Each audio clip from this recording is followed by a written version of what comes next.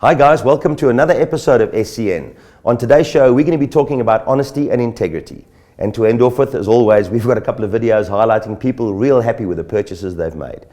Now, when it comes to buying and selling privately, and today we are talking about buying and selling privately, there's a perception that a private transaction doesn't need the same kind of honesty and integrity that a transaction would need if it was a transaction being handled by a motor dealer.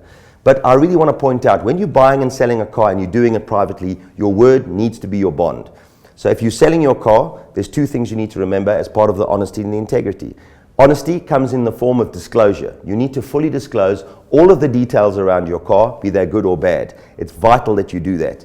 And when it comes to the integrity part of that transaction, if you've negotiated a deal with a buyer on your car, if you've shaken a buyer's hand and you've let him know that the deal is done, you need to stick to your word.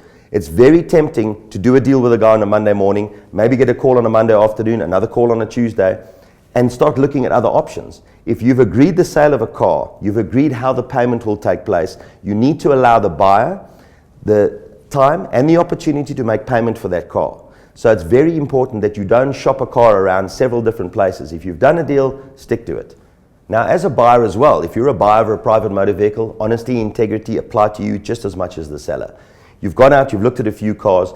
If you're ready to commit to a purchase, you've done your diligence on the product, you've negotiated the price on the car, and again, you may be paying a little bit more money than you would like to, but it's a deal you can live with. When you put your hand out, when you shake and you commit to do that transaction, you need to stick to your word. A seller will stick to his word if he knows that the buyer is a sincere buyer. You don't expect the seller to offer the car to too many more people, provided you've agreed to the terms and conditions of the sale.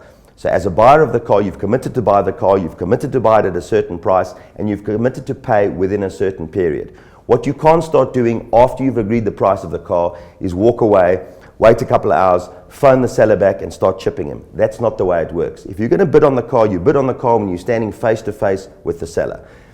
Private transactions have always had a bad name for buyers and sellers not properly transacting. There's always been no honesty and no integrity in a lot of the deals that go on. I'm not saying all of them, but a lot of them.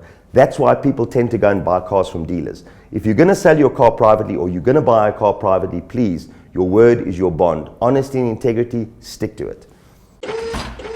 Now, having said all of that, have a look at a couple of videos highlighting people that couldn't be happier with the cars they've just bought. Yes, it does. Okay. Cool. I'm still in this. Why there's two of them? Why there's a Ford key attached to them? Because it's out front. Merry Christmas. What? Yeah. No. Yeah, come on. Let's go look.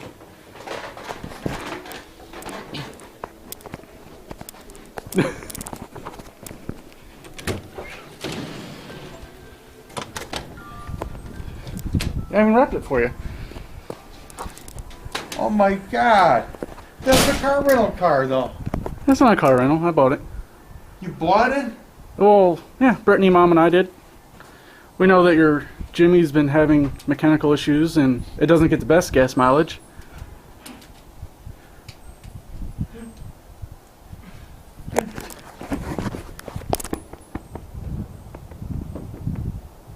Oh, thank you, sir. No problem. So it was an automatic, wasn't it? Yeah. Oh, God.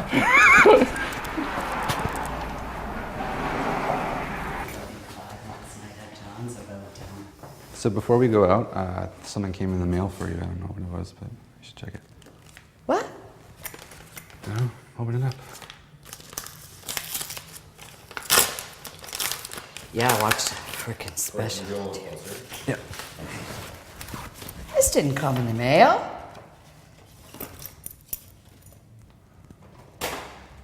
What the What's that here?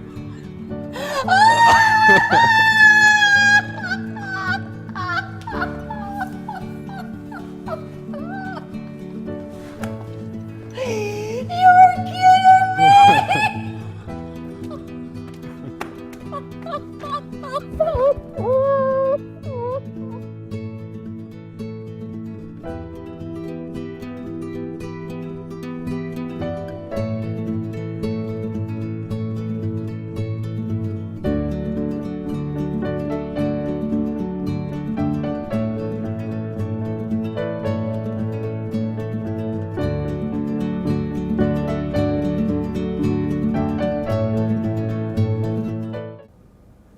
See what I mean? That's what a joyous transaction looks like at the end.